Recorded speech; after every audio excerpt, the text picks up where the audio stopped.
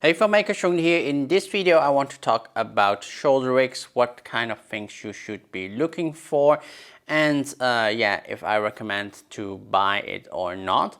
So the main thing what I have here is my Zacuto Recoil rig. This is a very nice setup. So the Recoil rig has a very specific design with the camera basically on my shoulder. So you can see it is on my shoulder here. And the reason for that is that the center of gravity or everything of the weight and center of gravity is very close to my body.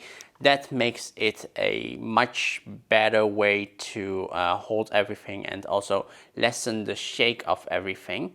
So with other shoulder rigs where the camera is actually in front of your body and you're looking at the screen of the back screen of the camera, often those because it's further away, it's on like a hinge, so it actually causes the shakes to be much heavier or much more extreme when you're walking or moving. So this is a much more recommended style of a shoulder rig, and there are a few things you do need to know if you are going to set up a shoulder rig in this kind of shape. So this, of course, the Zacuto Recoil, the actual one from Zacuto, costs a lot. However, yeah, if you are searching for an affordable alternative, I could recommend looking at a small rig. They have quite a lot of shoulder rig parts, and you could easily get like all kinds of parts from there and build up something that is very similar to this. So another thing is you do need to have like your screen and yeah, external monitor, because you cannot see the screen that is on your camera at all, because the camera is on your shoulder and literally the screen is like face like it's just too far back to really see it. So you do need to have a screen in front of you, and yeah, dependable on your eyesight, if you need to put it really far away or really close away or really close.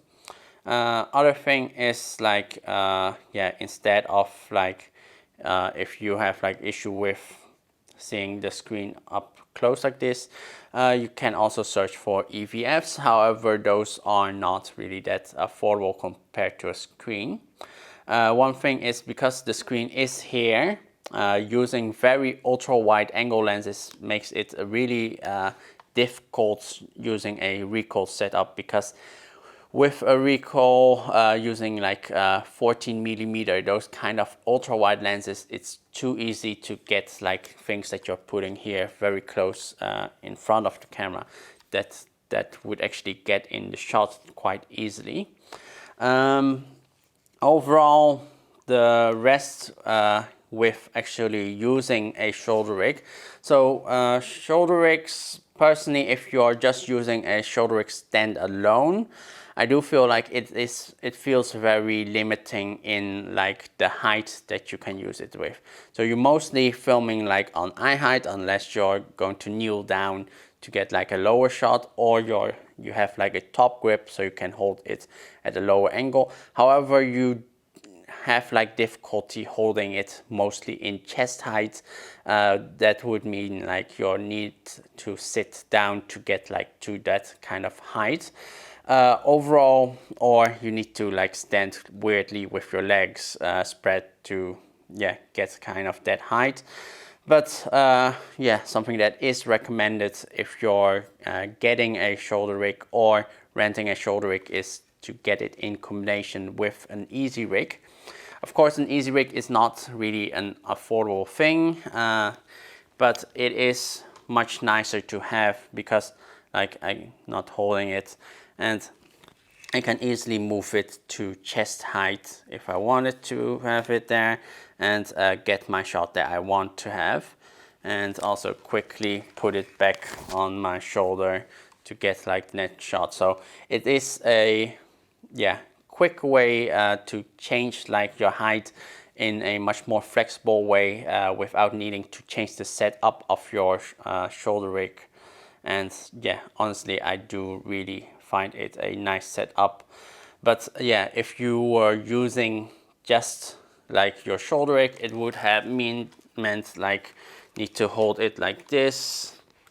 Yeah, kind of an odd way to hold it, and probably will be quite a lot of weight on your hands alone, and actually be quite shaky if you're using a camera without internal stabilization or any stabilization on the lens itself.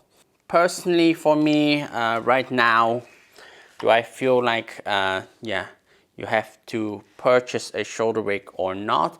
It really depends on what your kind of work is and if you're still daily filming.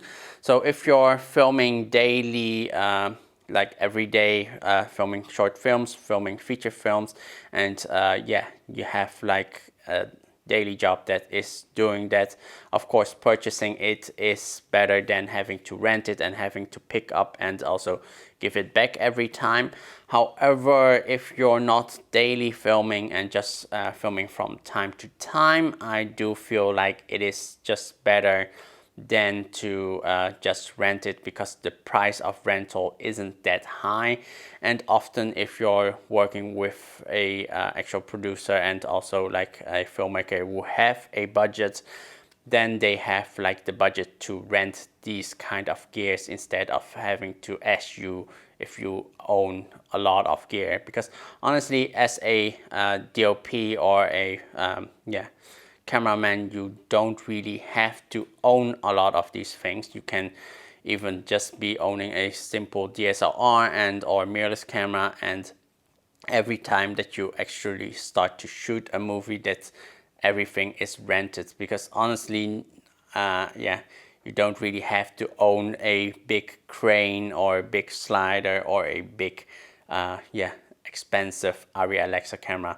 So a lot of things, yeah, I will have to say you don't really have to own things, but yeah, you just have to at least know what kind of things are recommended to use and how to use them, and yeah, know how to set them up. And yeah, renting them from time to time, you can actually learn how to use them and feel how to use them. And especially when the camera shows are back, you can go to those kind of shows and try out these kind of gear and feel how they work, and also ask questions about how to set it up and also how to yeah, get it in a way that it's recommended. Yeah, personally for me, this shoulder rig, I own it with this Easyrig, but for me, I feel like I do have to let it go, because honestly, the last 2 years I haven't used it at all, and yeah, I feel like I could easily yeah, just rent it from time to time, because honestly, yeah, the last 2 years, literally, I've been mostly using handheld or using it or filming with a gimbal, or filming Easyrig with a gimbal, or filming on just monopods or tripods, and very limited time that I would actually film with this whole setup, because honestly, this whole setup is very intimidating to walk on the streets, and also very difficult to do a guerrilla shoot on the streets without getting like a lot of security approaching you, and a lot of like police asking for like if you have the permits to film at this location. So all kinds of more difficulty using a whole shoulder rig setup doing like indie films. But honestly, like if you're doing like professional jobs, it's of course a whole different thing where you have all the permits and yeah, want to show to the clients that you have like professional setup. But yeah, honestly, yeah, I wouldn't show up like this to a event filming either, because like this is just a lot of gear to bring to an event. Mostly going to events, I nowadays rather use a very nice, lightweight, simple setup to able to get my shots, especially with a lightweight gimbal nowadays. So hope you found this a very interesting video, and if you have any questions, comment it in the comment section here below. While you're there, please hit the like and subscribe button, and if you want to see more videos, there'll be videos popping out right now that you can click on, and I'll see you in the next video. Bye bye.